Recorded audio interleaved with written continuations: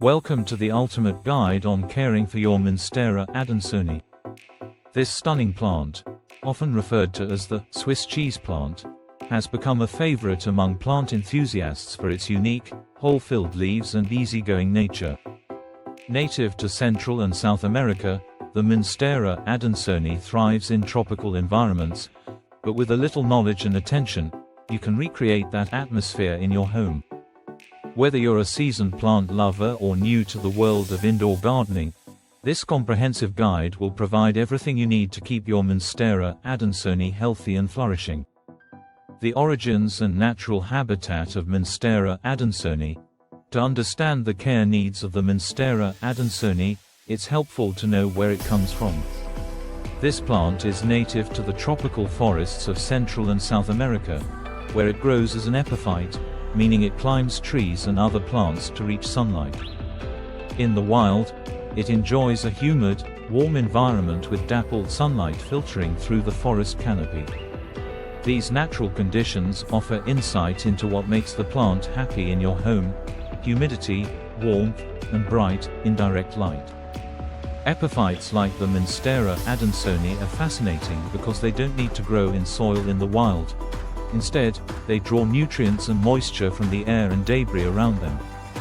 While it's not practical to grow your Monstera in the air indoors, this gives us clues about how much water and light the plant will need to thrive. Choosing the right spot for your Monstera Adansonii. One of the most important decisions when caring for your Monstera Adansonii is where to place it in your home. This plant loves bright, indirect light, much like the dappled sunlight it would receive in its natural habitat. If you place it in direct sunlight, the leaves can burn and develop unsightly brown spots. Conversely, if it's too far from a light source, the plant may become leggy as it stretches toward the light, and the characteristic holes in the leaves may not develop properly. A good rule of thumb is to place your Monstera Adansonii near an east or south-facing window, where it can enjoy plenty of natural light without being exposed to direct sun rays. If your home doesn't get a lot of natural light, don't worry. Monstera Adansonii can adapt to lower light conditions, though it may grow more slowly and with fewer holes in its leaves. In such cases, consider supplementing with a grow light to provide the plant with the light it needs. Understanding light requirements. The light requirements of Monstera Adansonii are vital to its overall health. While the plant can survive in lower light conditions, bright, indirect light is ideal. In the wild, this plant grows under the forest canopy, where it's shaded from direct sunlight but still receives plenty of ambient light. In your home, try to replicate this natural environment. Too much direct sunlight can cause sunburn, which appears as brown, crispy patches on the leaves. These spots are irreversible, and you may need to prune the affected leaves to keep your plant looking its best. On the other hand, if your Monstera Adansonii isn't getting enough light, you'll notice slow growth, smaller leaves, and a lack of those iconic holes. If natural light is limited, consider using a full-spectrum grow light for a few hours each day to supplement. Temperature and humidity for Monstera Adansonii. Monstera Adansonii thrives in warm, humid conditions, mimicking its tropical origins. The ideal temperature range for this plant is between 65 degrees Fahrenheit to 85 degrees Fahrenheit, 18 degrees Celsius to 29 degrees Celsius. Avoid exposing your plant to temperatures below 55 degrees Fahrenheit, 13 degrees Celsius, for extended periods, as this can stunt growth and even cause damage to the leaves. Humidity is another crucial factor for a healthy Monstera Adansonii. In its natural habitat, this plant is accustomed to high humidity levels, often between 60% and 80%. While most homes don't naturally have humidity that high, there are a few ways to increase the moisture in the air around your plant. One method is to mist the leaves regularly, which mimics the humid jungle air. However, be cautious not to overdo it, as too much misting can lead to fungal problems. A more effective and consistent approach is to use a humidity tray or place your plant in a bathroom or kitchen, where humidity is naturally higher. For those who want to go the extra mile, a humidifier is an excellent investment for your Monstera Adansonii and any other tropical plants in your collection.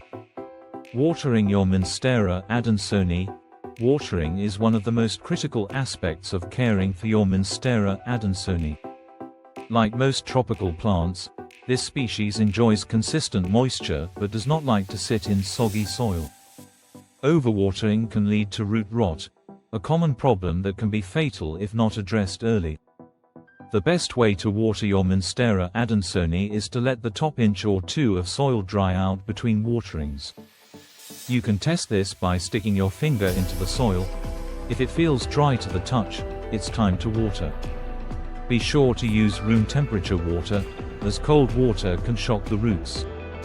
When you water, give the plant a thorough drink until water starts to flow out of the drainage holes at the bottom of the pot. This ensures that the entire root system gets hydrated. After watering, always empty the saucer or tray beneath the pot to prevent water from sitting at the bottom, which can lead to root rot. In the winter months, when growth slows down, you can reduce the frequency of watering, but don't let the soil dry out completely.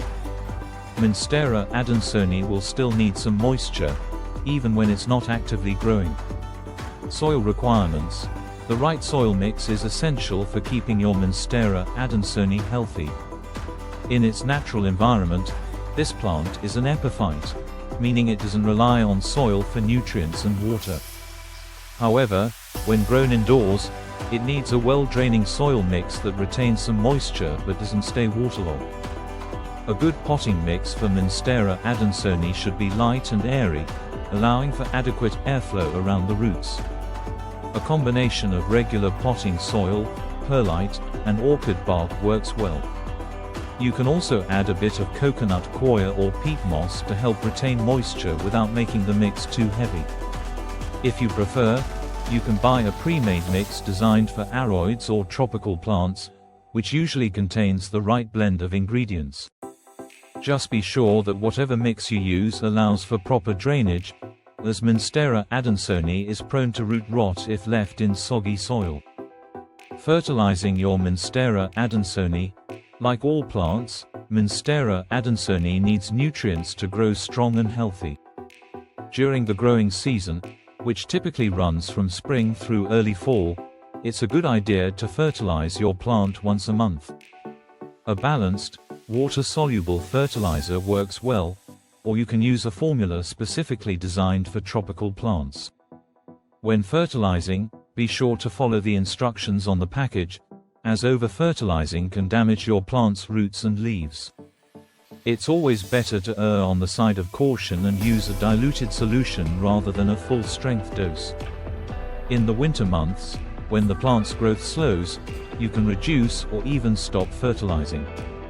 Monstera Adansonii doesn't need as many nutrients when it's not actively growing, and continuing to fertilize during this period can lead to a buildup of salts in the soil, which can harm the plant over time. Repotting your Monstera Adansonii.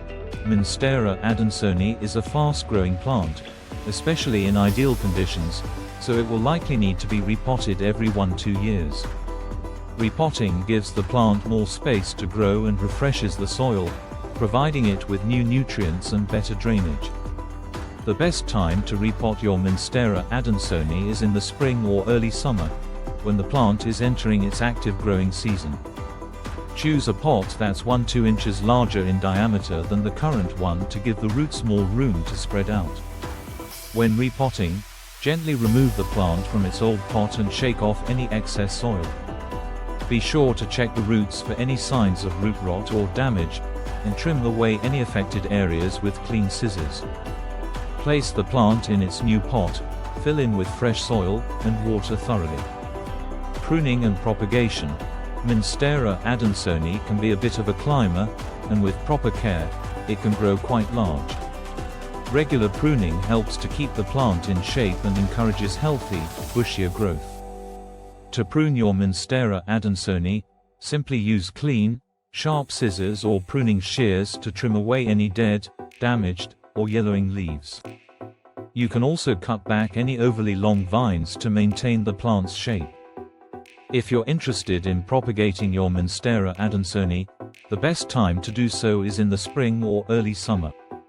The easiest method is to take stem cuttings with at least one node, the small bump on the stem where roots will grow, and place them in water or directly in soil. If propagating in water, be sure to change the water regularly to prevent it from becoming stagnant.